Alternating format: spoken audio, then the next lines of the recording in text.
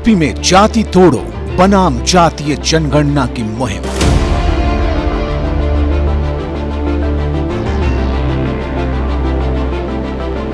हिंदुत्व की लीक पर सनातन शंखनाद। एक तरफ स्वामी प्रसाद मौर्य, दूसरी तरफ स्वामी दीपांकर महाराज।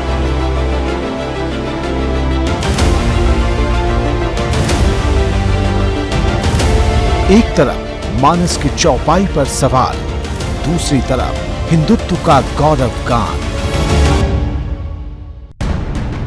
क्या है एक स्वामी की भिक्षा यात्रा? हिंदू समाज में घूम रहा ये स्वामी किस बात की मांग रहा भिक्षा?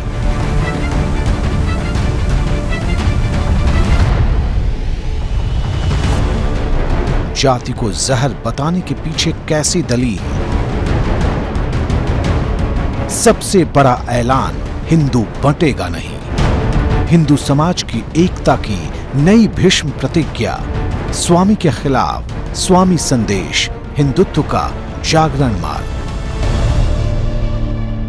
नमस्कार, एबीपी गंगा में आपका स्वागत है। मैं रोहित सिंह सावल और हमारे साथ मौजूद हैं स्वामी दीपांकर जी। स्वामी जी, आपका स्वागत है एबीपी गंगा में। बहुत बहुत धन्यवाद भैया।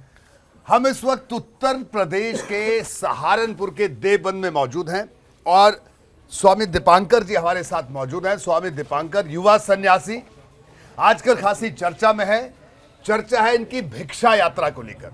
सन्यासी हैं, यात्रा करेंगे, भिक्षा यात्रा करेंगे, लेकिन ये भिक्षा यात्रा क्यों कर रहे हैं? इनका कहना है कि सनातन हिंदू समाज को जो जातियों में बटा है, उस जातीय बंधन को तोड़ना है। दीपांकर जी, आपसे सबसे पहला सवाल ये भिक्षा यात्रा क्या है? क्या आपको लगता है जो काम करने आप निकले हैं, क्या ये मुमकिन है इस देश में? मैं समझता हूं कि ये मुमकिन अब दिखने लगा। एक शब्द था प्रत्यक्षम किम प्रमाणम जी। प्रत्यक्ष को प्रमाण की आवश्यकता नहीं होती। मगर मैं अपनी बात को शुरू करूं, मैं उससे पहले एक शब्द कहना चाहता था कि रुद्राक्ष की माला भी मैं हूं, कृपाण, कटार और भाला भी मैं हूं, श्वेत भी मैं हूं और शुद्ध भी मैं हूं।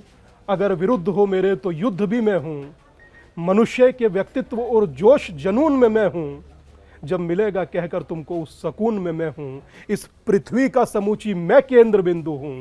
प्रणाम, मैं हिंदू हूं। तो मेरी इस यात्रा की शुरुआत भी इसी से है कि जो जातियों में बटा हुआ समाज है वो एक हो, हिंदू हो, सनातनी हो। और उसी यात्रा को करने के लिए रोहित भाई, आज मुझे लगता है कि 143 दिन हो गए और 143 दिन के बाद मैं समझता हूं कि अधिकांश लोग यहाँ जितने भी खड़े हैं, अगर किसी से एक स्वर में पूछा जाए कि आप कौन हैं, तो कोई अपनी जाति नहीं, सिर्फ स्वयं को हिंदू ही बताएगा।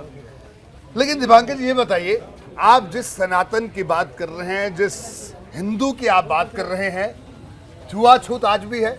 आपके मंदिरों में कोई व्यक्ति नहीं जा सकता क्योंकि वो इस जाति से, उस जाति से है। आज हम 2023 में बात करें, लेकिन हकीकत है इस देश की। मगर क्या इस हकीकत को स्वामी दीपांकर, ये युवा सन्यासी, तोड़ पाएगा या तोड़ रहा है? ये आप जिस जगह हम खड़े हैं रोहित भाई, ये जगह है त्रिपुर माँ बाला सुंदरी पीठ, सिद्ध पीठ है। उस सिद्ध पीठ में किसी का कोई आधार नहीं देखा जाता, कोई पहचान पत्र नहीं देखा जाता। यहाँ शाकंबरी भी है, यहाँ भूतेश्वर महादेव भी है, राधा वल्लभ भी है। यहाँ किसी से किसी का कोई ना आइडेंटिटी कार्ड पूछा जाता है, ना किसी से किसी का कोई पहचान पत्र पूछा जाता है। आप आइए, आप सनातनी हैं, आप हिंदू हैं, बस यही आपके लिए पर्याप्त है। और आकर के आप दर्शन कीजिए, भगवती का आशीर्वाद लीजिए। और रही बात, कुछ जगह इस तरह के इंसिडेंट हुए हैं, वो यही नहीं, समूचे भारत में कहीं भी हो जाते हैं। उसको लेकर कहूँगा, अतीत को पकड़े रहेंगे तो भविष्य का निर्माण नहीं कर पाएंगे। तो अतीत को छोड़ना होगा और जो कहीं कुछ हल्की पुल्की कुरीति है उसको हटा करके भविष्य के आधारशिला को रखना जरूरी है, क्योंकि भविष्य की आधारशिला ही सनातन को मजबूत करेगी। ठीक है, आप ये बात कर रहे हैं, ठीक है, अच्छी बात है, जातियों के बंधन टूटने चाहिए।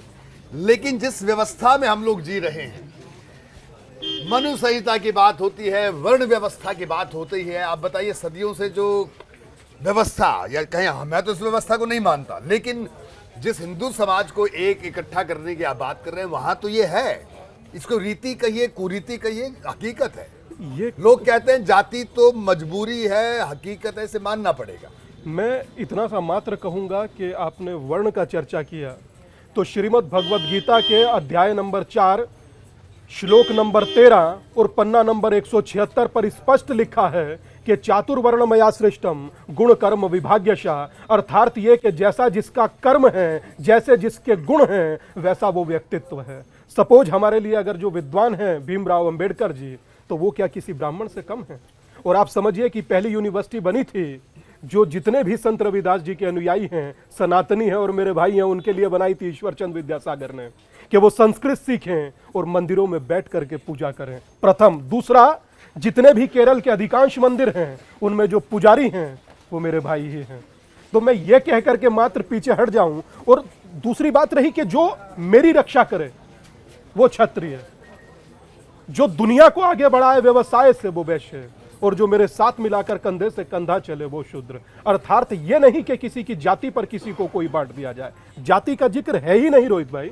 और मैं चैलेंज से कहता हूं, चुनौती से कहता हूं, कभी 1931 में ब्रिटिश सेंसस कमिश्नर थे हर्बर्ट रिस्ले जी, उस समय जातियां थी 3000 कुछ, वर्तमान 2023 हैं, जातियां हैं 6000 कुछ, उपजातियां 25000 हैं। मगर मैं मात्र इतना सा कहना चाहूंगा कि ब्रिटिश सेंसस कमिश्नर उस समय हर्बर्ट रिस्ले ने अपनी बनाई हुई सूची को जो हम पर अत्यारोपित किया, किसी एक धर्म ग्रंथ में, हम चुनौती से कहते हैं, जाति का जिक्र ही नहीं है। किसी एक धर्म ग्रंथ में, किसी एक शास्त्र में जाति का जिक्र नहीं है। जब जाति का जिक्र ही नहीं है तो जाति आ कहां से गई? जो तेल का काम करता था वो तेली, जो आभूषण का काम करता था सो सुनार, जो लोहे का काम करता था तो लोहार। जो कार्य करते थे वो जातियां नहीं हो सकती ना जी। अब ये बताइए, ये तो ठीक है बात, आप कई तर्क दे रहे हैं, लेकिन जितनी पॉलिटिकल पार्टी है, चाहे कोई भी राजनीतिक दल हो, जब टिकट बंटवारे की बात आती है, यहाँ से ठाकुर लड़ेगा, यहाँ से ब्राह्मण लड़ेगा, यहाँ से दलित लड़ेगा, तो ये तो पूरा सिस्टम में ये व्यवस्था है, इसको कैसे दूर करेंगे स्वामी जी? ये सिस्टम को दूर करने वाला अगर कोई है तो ये सिस्टम ही है। जो एक सिस्टम वहां से है जो चलता है, जो चीजों को क्रिएट करता है, एक चीजें यहां से है जो जनता क्रिएट करती है। और जब किसी चीज को रोहित भाई जनता चाहने लगती है ना, वो यकीन मानिए सूरत बदल कर रख देती है। इन्होंने चाहा सती प्रथा समाप्त करना, इन्होंने कर दिया जी। इन्होंने चाहा कि हम लोग वर्तमान की स्थिति में दो ही इकाई हैं, एक राजनीतिक सामाजिक इकाई और एक आर्थिक इकाई। आर्थिक इकाई से तकरीबन जातिवाद का कोई जिक्र नहीं है। रही बात सामाजिक इकाई की, वो भी दरकने लगा है, आहिस्ता आहिस्ता टूट जाएगा। अब से पहले मुझे लगता है मेरे से पहले भीमराव अंबेडकर चाहते थे कि जातिवाद समाप्त हो जी, जाति समाप्त हो। हमसे पहले राम मनोहर लोहिया चाहते थे जी, सावित्रीबाई फुले चाहती थी। लेकिन आप पर कुछ लोग ये भी आरोप लगा रहे हैं कि आप देवबंद में रहते हैं। देवबंद का जो संदेश है वो पूरी दुनिया में मुस्लिम समुदाय को लेकर एक बड़ा संदेश है, और आप यहाँ से आप हिंदुओं की बात कर रहे हैं, जातियों को तोड़ने की बात कर रहे हैं, तो इसके पीछे कोई एजेंडा है? मैं समझता हूं कि अपने परिवार को एक करना, एक माला में पिरोना, वो माला भी टंगा हुआ है। अपने परिवार को एक कर एक माला में पिरोना कैसे एजेंडा हो सकता है? हर परिवार का मुखिया चाहता है कि मेरा परिवार एक होकर रहे, बेटा भी साथ रहे, बहू भी साथ रहे, बीवी भी साथ रहे, बच्चे भी साथ रहे।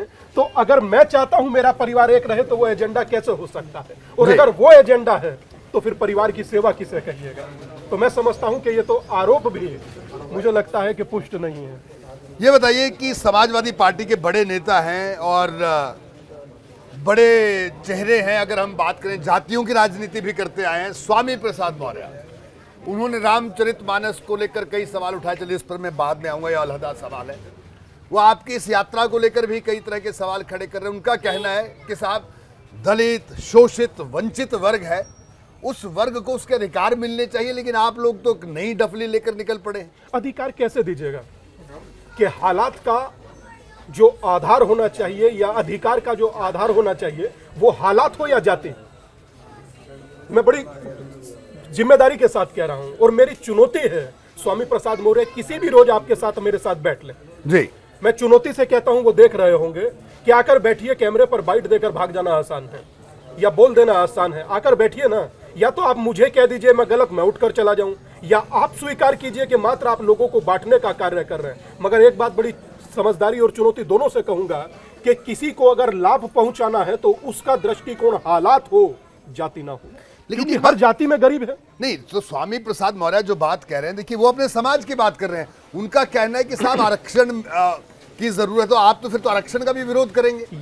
यही पॉइंट बीच में आता है कि वो अपने समाज के लिए कह रहे हैं। अपना समाज क्या होता है? ये सारा समाज मेरा है, ये समूचा परिवार मेरा है, और जो उनका समाज है वो भी मेरा परिवार है। बस उनकी नजरों में उनका समाज उनका परिवार है, यही दिक्कत है। और मैं एक गारंटी से कहता हूं, चुनौती से कहता हूं, उनकी नजरों में उनका समाज भी उनका परिवार नहीं है। जो व्यक्ति अपॉर्चुनिस्ट तुरंत छलांग लगा देता हो, आज यहाँ है, कल वहां है, परसों ना जाने कहाँ है, तो वो व्यक्ति क्या कहेगा?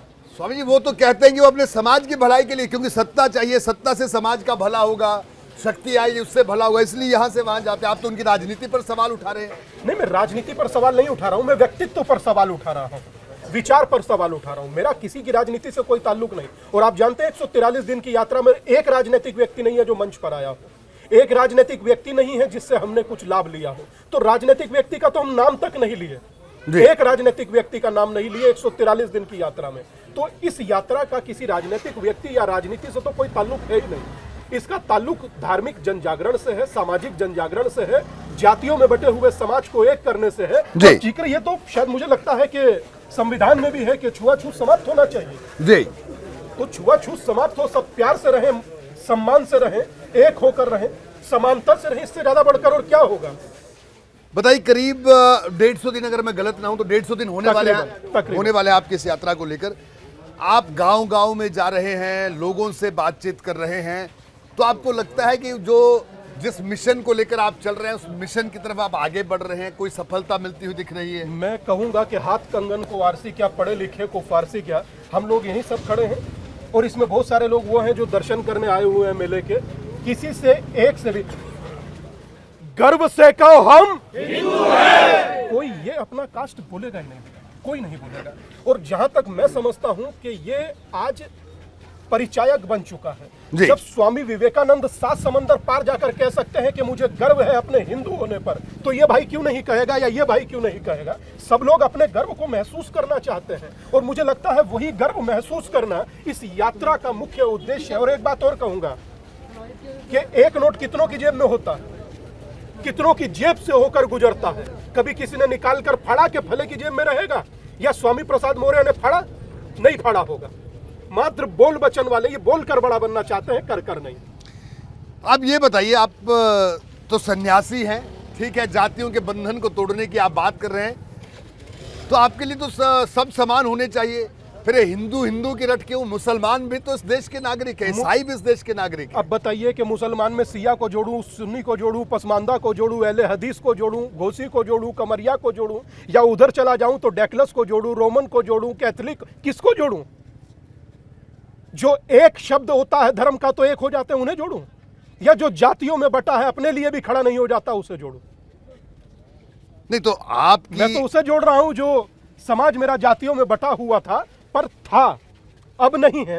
कम से कम सहारनपुर उसका प्रमाण बनेगा। मैं रोहित भाई चैलेंज से लिख कर दे रहा हूं, चुनौती देता हूं कि यह प्रमाण बनेगा सहारनपुर उसका, जहां पर कोई मतभेद नहीं, जाति भेद नहीं, सब एक परिवार हैं, सब सनातनी हैं, सब हिंदू हैं। और मैं समझता हूं कि संत रविदास की पंक्ति मेरे संज्ञान में आज भी है कि जाति पाति पूछे नहीं कोई, हरि को भजे सो हरि का होय।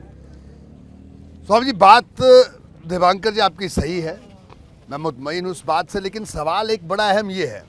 सवाल ये है कि जिस धरती पर आप खड़े हैं, पश्चिमी उत्तर प्रदेश का जो इलाका है, इस पूरे इलाके में ऐसी कई घटनाएं, कई इंसिडेंट ऐसे हुए जब जातियों के बंधन को किसी ने तोड़ा, चाहे वो शादी ब्याह की बात हो, दूसरी बात हो, तो सुर्खियां बनी, लेकिन गलत तरह से। तो ये मानसिकता कैसे बदलेगी, ये अपने आप में बड़ा सवाल है। आज भी अगर आप किसी अखबार का पन्ना खोलते हैं जिसमें मैट्रिमोनियल लिखा रहता है, वैश्य वर चाहिए, वैश्य वधू चाहिए, राजपूत वर चाहिए, राजपूत वधू चाहिए, कहाँ बदलाव लाएंगे? क्या आपको नहीं लगता कि एक ऐसी मुहिम पर आप निकल पड़े जिसका अंत कहीं दिखाई देता है आपको? मुझे लगता है कि अगर इसी मुहिम पर जीवन का अंतिम क्षण बीते तो मेरे लिए श्रेष्ठ होगा। सबको जोड़ने से बढ़कर कोई कार्य हो नहीं सकता। और रही बात, आज से पहले भी लोग कहा करते थे कि सती प्रथा कभी नहीं टूटेगी, ये इस देश की प्रथा है। बाल विवाह कभी खत्म नहीं होगा, वो इस देश की प्रथा है। आज बाल विवाह भी खत्म हो गया और सती प्रथा भी समाप्त हो गई। अगर चिपको आंदोलन से पेड़ बच सकते हैं तो साथ मिलकर चलने से देश क्यों नहीं बच सकता? बस मेरा विचार यही है। हमारे साथ स्वामी दीपांकर जी मौजूद हैं और इनसे हम बात कर रहे हैं इनकी भिक्षा यात्रा की। ये यात्रा तो निकाल रहे हैं, लेकिन अब ये यात्रा धीरे धीरे सुर्खियों में आ रही है। सुर्खियों में अपने विरोध की वजह से भी आ रही है और इनकी यात्रा में जुटने वाली भीड़ की वजह से भी आ रही है। स्वामी जी, हमने कई विषयों पर इससे पहले बात की। मैंने कहा कि विरोध भी हो रहा है और कुछ लोग ठीक है आपके समर्थन में भी आ रहे हैं। ये बताइए कि आपकी ने यात्रा शुरू की, आपकी यात्रा पर छुटपुट हमले भी हुए, तो आखिरकार ये कौन लोग हैं जो आप पर हमला कर रहे हैं? बताइए। अगर आप कोई बहुत अच्छा काम कर रहे हैं, सब ठीक ठाक है, आप कह रहे हैं लोग भी आपके साथ जुड़ रहे हैं, तो ये हमला करने वाले लोग कौन हैं? आप समझ लीजिए कि जिनकी दुकान बंद होती है उन्हें तकलीफ होती है। जिन्हें तकलीफ हो रही है कि हाँ, कि अगर जातिवाद समाप्त हो गया तो हमारा जो छोटा छोटा राजनीति है या तुच्छ स्वार्थ है वो भी समाप्त हो जाएगा। तो मैं समझता हूँ कि ये उसके अतिरिक्त तो कोई नहीं कर सकता, क्योंकि इतना प्यारा कार्य अगर जो कोई करे, अव्वल तो जब कोई करता नहीं तो प्रश्न चिन्ह खड़े होते हैं और जब करे तो विरोध होता है। जी, लेकिन आपकी एक तरफ ये यात्रा और दूसरी तरफ चाहे रामचरितमानस पर जो सवाल उठा हो, क्या कई ऐसे ग्रंथ हैं, अब उन्हें धर्म ग्रंथ कहें, ये अलग बहस का विषय है। उसमें ऐसी बातें, जातियों को लेकर ऐसी बातें कही गई हो, एक वर्ण विशेष को लेकर ऐसी बातें कही गई हो, तो जाहिर सी बात है कि एक तबका जो सदियों से वंचित है, शोषित है, उसके मन में भी तो एक कुंठा होगी, एक दर्द होगा, एक पीड़ा होगी। मुझे दुख इस बात का है कि उन ग्रंथों की विवेचना करने वाला राजनीतिक व्यक्ति है, और वो भी वो राजनीतिक व्यक्ति जो अपनी तुच्छ मानसिकता के कारण ग्रस्त है। अगर कोई विद्वान उसकी विवेचना करता तो मैं उस विवेचना का अंगीकार करता। क्या आप स्वामी प्रसाद मौर्य को आप तुच्छ कह रहे हैं? मैं राजनीतिक स्वार्थ को तुच्छ कह रहा हूं। स्वामी प्रसाद मौर्य को मैं नहीं कहूंगा, मेरे में और उनमें यही अंतर है। वो भले ही मेरी यात्रा को कुछ कहे, मैं उन्हें तुच्छ नहीं उच्च कहकर भी संबोधित करूं, पर कुछ काम तो ऐसा कीजिए। रामचरितमानस के कोई पन्ने जला सकता है इस भारत में? कल्पना नहीं कर सकता। आप मात्र इसलिए जला दिए हैं क्योंकि आपको राजनीति करनी है। आप सोचिए कि वो तर्क दिया कि साहब आप रामचरितमानस में ये सब लिखा, उन्होंने कहा, उन्होंने एक दोहा कहा, अलंकार जो उसमें लगे हैं अवध की भाषा में लिखा है कि ढोल गवार शूद्र पशु नारी, यही ना आप कहना चाह रहे हैं? जी बिल्कुल। उसका बहुत सीधा अर्थ है, ढोल गवार शूद्र पशु नारी सकल ताड़ना के अधिकारी। अर्थ इसका ताड़ना का होता है देखना, निहारना, टेक केयर करना, ध्यान रखना। ताड़ना का अर्थ प्रताड़ना नहीं होता। इसीलिए मैं कह रहा हूं दादा कि little knowledge is a very dangerous thing. आपका बांटा हुआ आज व्यक्ति जातियों में, भविष्य मैं कह रहा हूं सबके ग्रथ में जा रहे हैं, आप जातियों में बांट रहे हैं। नहीं, आपके साथ जो ये लोग हैं, मैं आपने भी बताया सुबह से शाम तक ये लोग भी चलते रहते हैं। ये जो आप बात करें, क्या इन लोगों, ये लोग सब सहमत है आपकी इस बात से? आप स्वयं पूछिए। आप लोग सहमत है स्वामी जी जो बात कह रहे हैं? और जब हम एक होते हैं, हम सोनामी के जैसे वेग होते हैं। हम बंटने के कारण और बंटने के नुकसान के रामचरितमानस की प्रतियां जल जाती हैं। आप सोचिए कि अगर देश के टुकड़े होने ही थे तो हो गए, फिर श्रद्धा के 35 टुकड़े क्यों हुए? हम लोग बटे होने के कारण। क्या यही कोई गलती किसी और धर्म के लिए हो सकती है? कदापि नहीं हो सकती। मैं चुनौती के साथ कहता हूं। मगर हमारे साथ ये होती है कि हम जातियों में बटे हुए हैं, बटे हुए थे, मगर अब बटूंगा तो कम से कम नहीं, और ना बटूंगा ना बटने दूंगा। जी, ये आप बात करें। अब इस पूरी चर्चा के आखिर में दो तीन अहम सवाल आखिर में आपसे स्वामी दीपांकर जी। मैं बार बार राजनीति का जिक्र कर रहा हूं और मैंने आपको बताया, आप भी जानते हैं इस हकीकत को कि अभी नगर निकाय के चुनाव हो रहे हैं, लगातार बैठकें चल रही हैं, तो अभी भी हर पार्टी यही गुना भाग कर रही है कि इस नगर निगम में इतने दलित, इस नगर निगम में इतने ठाकुर, इतने ब्राह्मण, तो इसको टिकट दे दो, इसको टिकट दे दो। तो आपको नहीं लगता कि इन पॉलिटिकल पार्टी से भी ये नजरिया बदलना होगा? और इस नजरिए में कैसे बदलाव लाएंगे आप? क्योंकि लोकतंत्र है, जीतने वाला जो जीतता है वही राजा बनता है। वक्त बदल रहा है, चीजें बदल रही हैं, हालात बदलेंगे, मेरा दिल कहता है। आप ट्रेन में बैठते हैं, बाजू में कौन बैठा आपको पता नहीं होता। प्लेन में या बस में बैठते हैं, पता नहीं होता। ब्लड बैंक में खून की जरूरत होती है, किसका खून है पता नहीं होता, पर जान बचाना मुख्य उद्देश्य होता है। गंगा में स्नान था, अभी कितने लोग डुबकी लगा रहे थे, बाजू वाला कौन जात है किसी ने नहीं पूछा। रही बात राजनीति की, राजनीतिक परिदृश्य भी बदलेगा और रोहित भाई बहुत जल्द बदलेगा, मेरा दिल कहता है। बस थोड़ा सा पुरुषार्थ और करूंगा। कल तक मैं अकेला था, मैं अब अकेला बिल्कुल नहीं। हम ये बताइए, सोशल मीडिया पर लोग आपके समर्थन में भी, लेकिन विरोध करने वालों की तादाद भी कम नहीं है, क्या कहेंगे इस पर? मैं कहूंगा कि सोशल मीडिया पर फेक अकाउंट भी कम नहीं है, बहुत सारे फेक अकाउंट हैं और इस तरह से चीजें होती है। पर मुझे उससे बहुत ज्यादा फर्क नहीं पड़ता, क्योंकि जिंदगी सोशल मीडिया से नहीं, असल ग्राउंड से चलती है। और ग्राउंड पर खड़े होकर हम लोग वार्ता कर रहे हैं और वार्ता का अर्थ होता है प्रत्यक्षम किम प्रमाणम, किसी प्रत्यक्ष को प्रमाण की आवश्यकता नहीं होती। एक आखिरी सवाल मेरा आपसे, आप जिस, ठीक है आप सबको एक करने की बात करें, लेकिन संत समाज की बात करें या मैं कहूँ उपासक हैं कहीं, उनकी बात करें, क्या आपको नहीं लगता कि आने वाले वक्त में उनके विरोध का सामना भी आपको करना पड़ेगा? कई ऐसे भी गेरुआधारी लोग होंगे या हैं जो मानते हैं, अस्पृश्यता मानते हैं, किसी की मंदिर में आना न जाना मानते हैं, उनका विरोध भी आपको झेलना पड़ेगा? मुझे काशी में वो संदर्भ याद आया जिस समय जगत गुरु शंकराचार्य, भगवान शंकराचार्य बाहर निकल रहे थे और सामने चांडाल था, तो उन्होंने कहा हटो, तो चांडाल ने कहा शरीर या आत्मा। तो मैं मात्र इतना कहूंगा कि कुछ इस दुनिया में ना तो अशुद्ध है और ना इस दुनिया में कोई छुआछूत है। सब मेरा परिवार है, सब मेरे परिवार थे। और रही बात विरोध की, तो विरोध हमें लगता है आप कोई भी अच्छा कार्य कीजिएगा उसका होगा। अब जो बांट दिए राजनीति ने, उन्हें एक करना है, तो उन्हें एक करने की यात्रा पिछले तकरीबन 150 दिनों से जारी है। मैं उम्मीद करता हूं कि कल किसी नए गांव और शहर की बारी है। ठीक है, आप जातीय बंधन को तोड़ रहे हैं, आखिर में मैं आपसे यही जानना चाहूंगा, लेकिन जातियों के साथ साथ जो ये धार्मिक बंधन है, इसके बारे में भी संत समाज को जरूर सोचना चाहिए कि स्वामी दीपांकर भी हिंदू समाज की जातियों के बारे में सोच रहे हैं। अरे मुसलमान भी इंसान है। आप तो जिस सनातन से आते हैं तो कहता है कि हम ब्रह्मास्मि। हाँ, मगर अहम ब्रह्म अस्मि क्या कोई और मानता है? मैं ही ना कहता हूँ वसुदेव कुटुंबकम, मैं ही ना कहता हूँ कि समूचा मेरा परिवार है, मगर दूसरा परिवार देखिए, ये तो तय सब मैं मात्र अकेला नहीं कर सकता। अगर मेरे अंदर डिवीजन हमें दिखा तो मैं यात्रा कर रहा हूँ, आपके अंदर आपको लगता है कि सिया, सुन्नी, अहमदिया, बरेलवी, देवबंदी डिवीजन है, आप लोग भी एक करें, और करना चाहिए। क्यों नहीं कर रहे हैं? मुझे इतना देर क्यों लग गई? स्वामी दीपांकर जी, आपका बहुत बहुत शुक्रिया बीपी गंगा से बात करने के लिए। तो धन्यवाद दादा। युवा संत स्वामी दीपांकर हमारे साथ मौजूद थे, जो कि भिक्षा यात्रा कर रहे हैं। इनका कहना है कि जातियों के बंधन को तोड़ेंगे।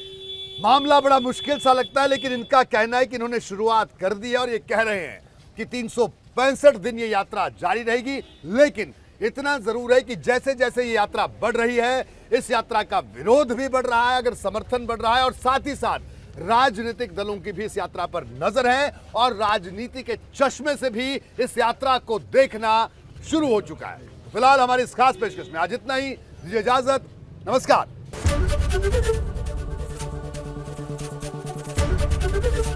एबीपी गंगा, खबर आपकी, जुबान आपकी।